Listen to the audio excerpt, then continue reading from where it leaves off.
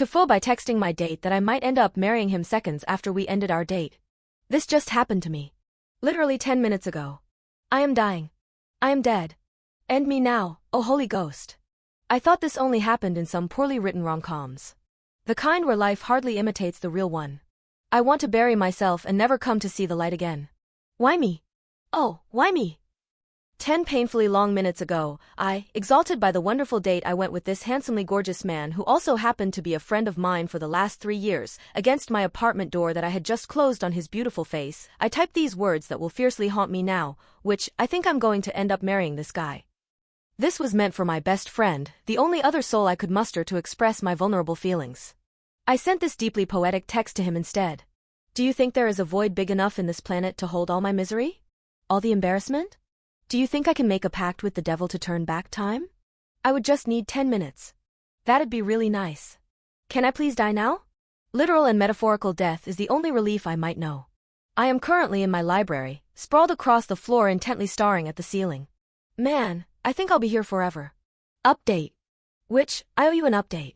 Good news, there's so much staring at the ceiling one can do before pure boredom kicks in and the realization that the desire to scream fug fug fug at the top of your lungs will most likely not last for an eternity. Bad news, you guys did me dirty by blasting my still fresh embarrassment on the front page and apparently on a famous Portuguese radio show this morning. Cool. So, on to the meaty love update. Once I realized the text blunder, I quickly texted him that it was not meant for him, with a crying emoji for good measure.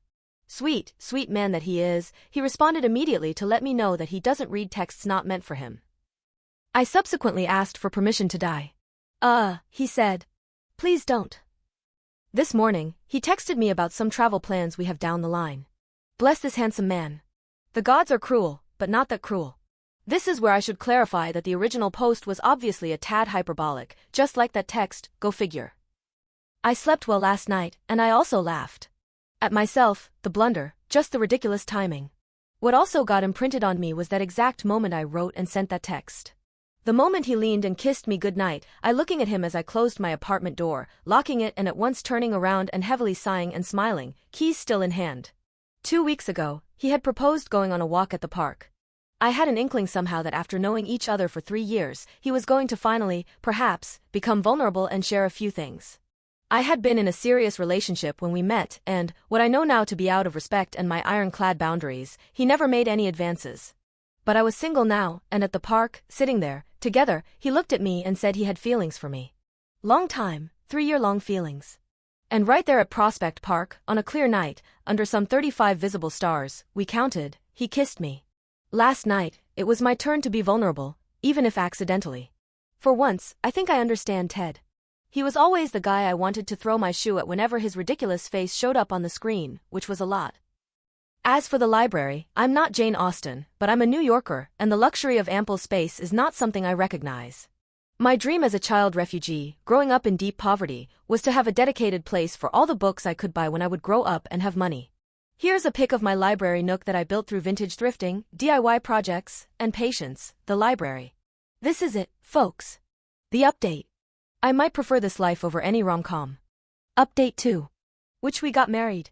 3 years after I mistakenly pressed send, texting this gorgeous specimen of a guy I would marry him seconds after ending our first date, keys still in hand as I struggled to both text and lock the door, and subsequently sprawled across my library wishing for the floor to engulf me, I did end up marrying the man.